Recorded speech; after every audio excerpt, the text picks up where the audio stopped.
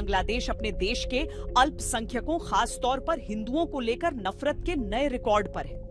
भारत विरोधी नेता शरीफ उस्मान हादी की हत्या के बाद बांग्लादेश अराजकता की आग में जल रहा है।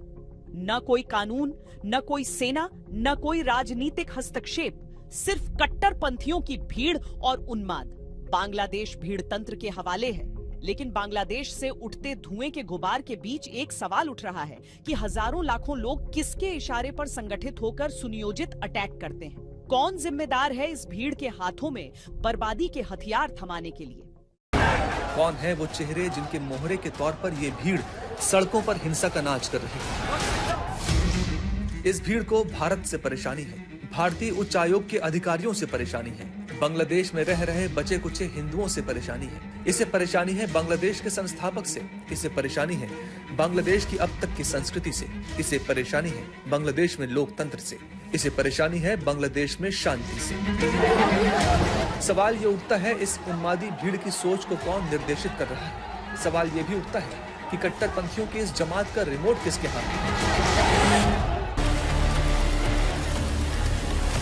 हम एक एक करके उन सारी थ्योरीज का विश्लेषण करेंगे जो बांग्लादेश से उठते सवालों का जवाब हो सकती हैं। इस पहलू को नकारा नहीं जा सकता कि बांग्लादेश शेख हसीना को अपदस्थ करने के बाद एक बार फिर से सत्ता परिवर्तन के मोड में था। अगले साल की शुरुआत में ही वहां चुनाव होने हैं। मारा गया भारत विरोधी उस्मान हादी ढाका 8 निर्वाचन क्षेत्र से निर्दलीय चुनाव लड़ने की तैयारी कर चुका था। अब उसकी मौत हो चुकी है और बांग्लादेश जल रहा है। लेकिन चौंकाने वाली बात यह है कि इस आग में भी शोले जो उठ रहे हैं वो भारत विरोध के हैं। आखिर क्यों?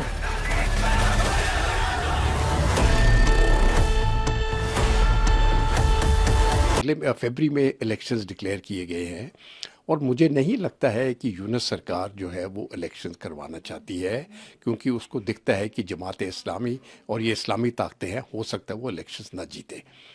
इसलिए मुझे लगता है ये इस प्रकार के डिस्टर्बेंस हो सकता है वो भी करा रहे हैं, या कम से कम अगर करा भी नहीं रहे हैं तो उसको वो कोई खास एक्शन लेंगे नहीं। वो चाहते हैं कि इस प्रकार की हालत बिगड़ती रहे, जिससे कि उनको एक बहाना मिल जाए इलेक्शंस को पोस्टपोन करने का।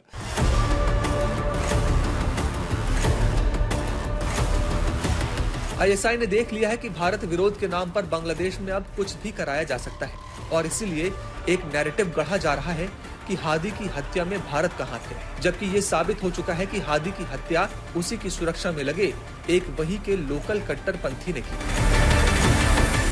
ये भारत के लिए बहुत चिंता की बात है, क्योंकि बांग्लादेश हमारा नेबर है और यहाँ की जो स्टेबिलिटी है वो हमारे बॉर्डर स्टेट्स तक भी आ सकती है।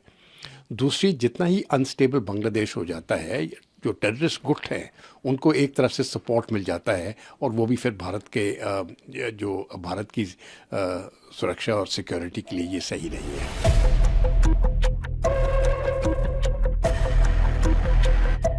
हादी की लोकप्रियता यूनुस के रास्ते का सबसे बड़ा कांटा थी। पाकिस्तान ने हादी की हत्या करवाकर यूनुस की राह का रोड़ा हटा दिया। यूनुस पाकिस्तान के हाथों की कठपुतली बन चुके हैं। यूनुस के रहने से पाकिस्तान को फायदा ही है।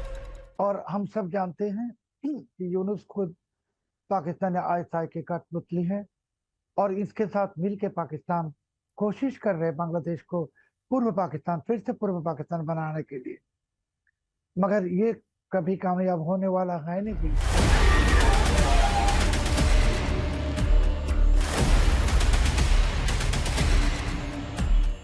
पाकिस्तान का मकसद बांग्लादेश में अस्थिरता है। हादी की हत्या के बाद जो हालात बने हैं वो पाकिस्तान के अनुकूल है। पाकिस्तानी प्रोपेगेंडा के तहत हादी की हत्या में आवामी लीग को जिम्मेदार भी बताया जा रहा है, जिसके चलते लोगों ने शेख मुजीब के घर को तहस नहस कर दिया। लोगों की नाराजगी इस कदर बढ़ती दिख रही है जो शेख हसीना की वापसी को मुश्किल बनाती है। उस्मान हादी इनकलाब मंच का नेता था। उसकी हत्या के बाद अब उसकी पार्टी में कोई बड़ा और लोकप्रिय चेहरा नहीं है। दूसरी तरफ पाकिस्तान ने जमात इस्लामी को समर्थन दे रखा है। जमात की छात्र विंग और मदरसे इस समय प्रदर्शनों से दूर हैं। उनका काम है अराजकता का माहौल बनाना।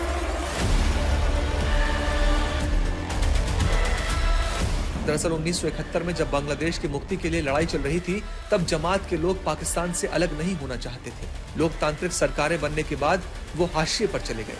अब जब यूनुस के हाथ में बांग्लादेश की बागडोर है तो पाकिस्तान खुलकर खेल रहा है।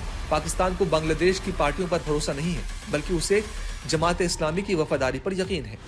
बांग्लादेश में अस्थिरता बेसिकली ये है कि जो एक पिछले, अगर आप 71 के बाद से देखें तो जो वहां पर एक सरकारें हैं, वो काम तो किया है उन्होंने लोगों के लिए, अपने लिए, लेकिन उस सब के बावजूद वो एक आपस में जो पॉलिटिकल, मैं समझता हूँ वेंडेटा एक दूसरे के खिलाफ जिस तरह का चलता रहा, जो पॉलिटिकल पार्टीज के बीच में, और चाहे वो अवामी लीग हो या बांग्लादेश नेशनलिस्ट पार्टी हो या दूसरी और पॉलिटिकल डिस्पेंसेशन हो, तो वो कभी एक तरह से ज्वाइंट मिलकर के एक देश के बारे में शायद ना सोच पाए हो। और ऐसा होता भी है जहां जहां डेमोक्रेसी होती है, लेकिन डेमोक्रेसी में भी ऑटोक्रेसी आ जाती है किसी हद तक। और मैं समझता हूँ उसी की वजह से वो समस्या वहां पर होती है, और आज भी हम जो देख रहे हैं वो सब उसी तरह की चीजों का नतीजा है। बांग्लादेश जल रहा है और यूनुस सिर्फ निंदा से काम चला रहे हैं। दरअसल यूनुस खुद पाकिस्तान की वो कठपुतली बन चुके हैं जो बांग्लादेश का इतिहास खत्म करने पर आमादा है। हंगामा अभी और चलेगा, बांग्लादेश अभी और चलेगा।